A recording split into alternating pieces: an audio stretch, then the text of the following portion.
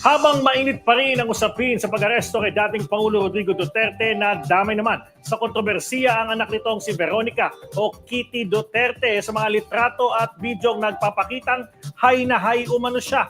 Balita ko maabante mula kay Kim Mangunay.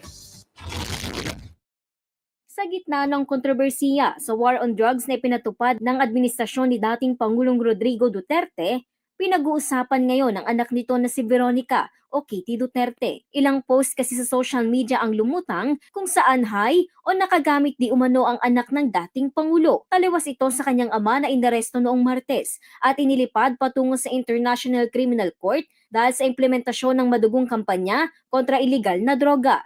Kaya naman maraming netizens ang pinagpiyastahan ng mga larawan at video na mula umano sa dump account ng dating presidential daughter.